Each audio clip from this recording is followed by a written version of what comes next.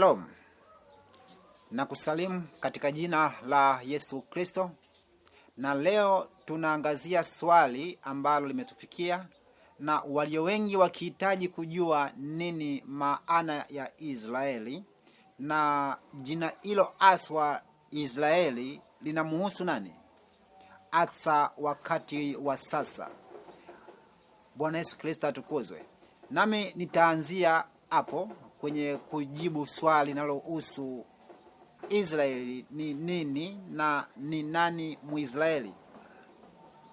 Ukisema neno Israeli ni jina linalowakilisha na kutambulisha nchi fulani ambayo chanzo na asili ya hilo jina mpaka kuwa taifa ni kutoka kwa mtumishi wa Mungu Yakobo.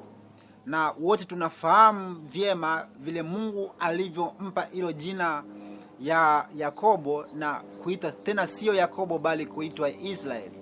Na hivi leo tuna taifa kutoka mtu mmoja Yakobo, na sasa tuna taifa linaloitwa Israeli. Na hapo aswa ndipo wengi wanahitaji kujua Israeli ni nani na Mungu ana agano gani nao Israeli. Na sasa je, Muisraeli ni nani haswa? Bwana Yesu Kristo apewe sifa. Niweke muktadha huu ya kwamba Yakobo alipewa lile jina Israeli baada ya kushinda pambano alilokuwa nalo kati yake yeye na malaika mkuu aliyemtembelea katika safari yake akiwa wapi? Akiwa jangwani. Sasa inaposema alishindana na Mungu naye akamshinda, inamaanisha nini? Mungu hajawahi kushindwa na kazi ya mikono yake mwenyewe, bali andiko hilo limeandikwa kama fundisho tu, na ukisipokuwa na Roho Mtakatifu kukusaidia kufasiri maandiko, utayasoma katika mwili na utapata uelewaji katika mwili.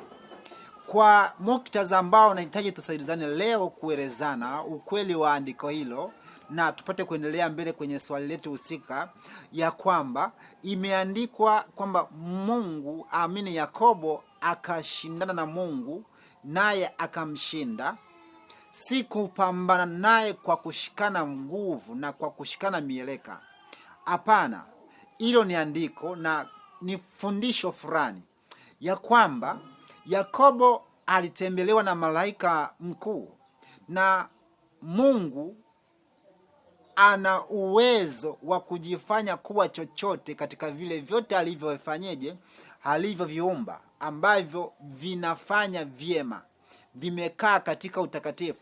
Mungu anaweza kuwa katika umbo la aina yoyote, na huyu malaika mkuu anayetajwa mahali hapa ya kwamba alimtembelea Yakobo hata mwisho wa mapambano lao, Yakobo akamshika na kumwambia sikuachii mpaka unibariki, alikuwa ni Yesu mwenyewe.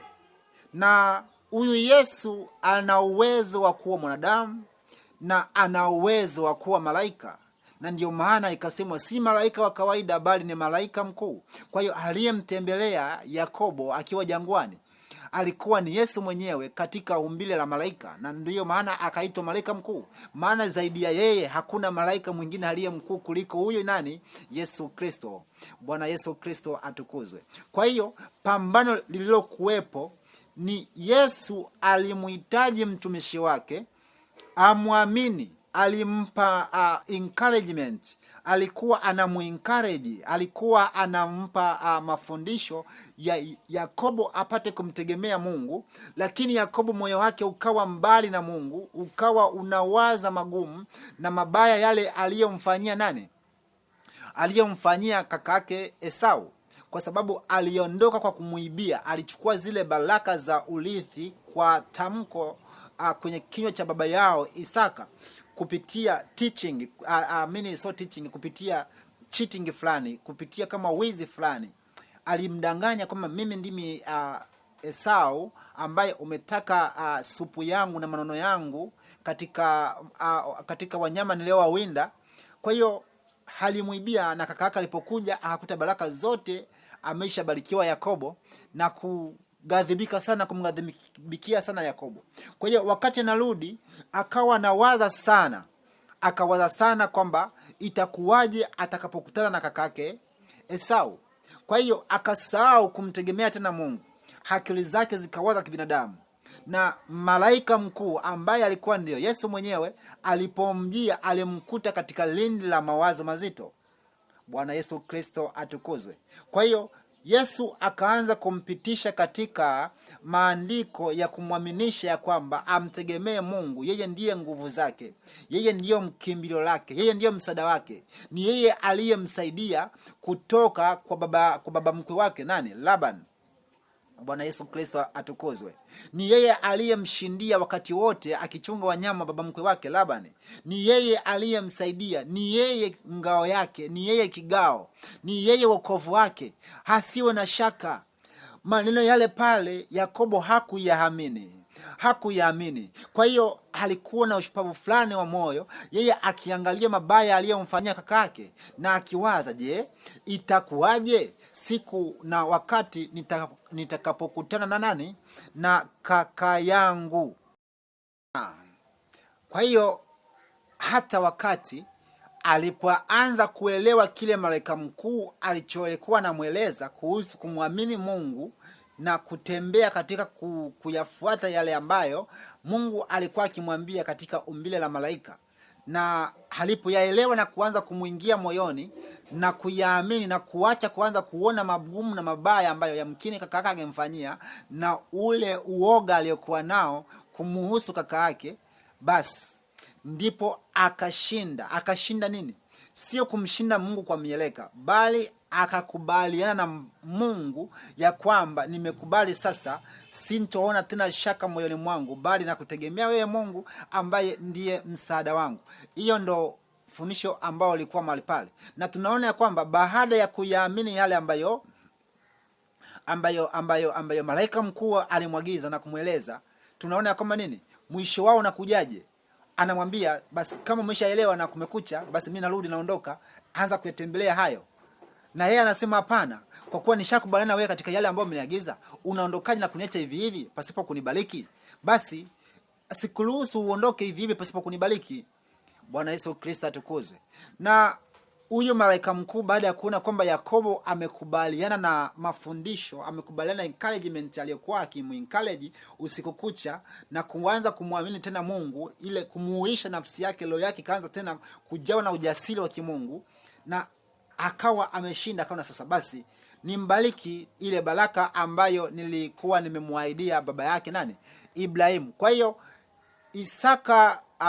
Yakobo kuitwa Israeli na kubarikiwa kwa kusema kwamba akamwambia unaitwa nani? Akamwambia naitwa Yakobo. Akamwambia sasa hautaitwa tena Yakobo, bali kuanzia leo utaitwa Israeli.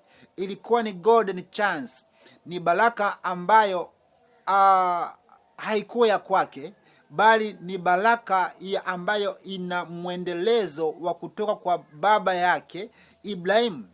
Maana unaona matokeo ya jina Israeli ni taifa, na aliyepewa baraka ya kuwa na uzao mwingi hata kuwa taifa na kuzagaa ulimwenguni kote ni nani?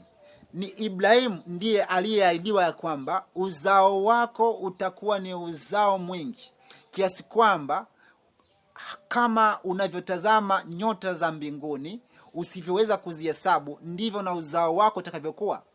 Bwana Yesu Kristo atukuzwe. Kwa hiyo jina Israeli chimbuko lake ni mwendelezo wa agano ambalo Mungu alimwaidia na kumbarikia Ibrahimu. Sasa zikaangukia kwa Yakobo, na kuanzia kwa Yakobo akaitwa Israeli. Kwa maana nini? Ya ule ushindi aliyoupata, sasa anaendeleza zile baraka ambazo aliahidiwa baba yake Ibrahimu. Sasa labda ndugu yangu nikuulize, hebu chukulia kwamba kama ni tofauti na hivi ninavyosema mimi kuhusiana na hizo baraka ama jina la Israeli chimbuko lake, kama sivyo hivyo, hivi kweli wewe unaweza kupambana na mtu ambaye umepigana naye usiku kucha na yeye amekushinda, na amekushinda ambaye kama amekushinda katika mapigano ya vita, mashambulizi na ataki, maana yake huyo mtu sio rafiki yako tena, na mtu namna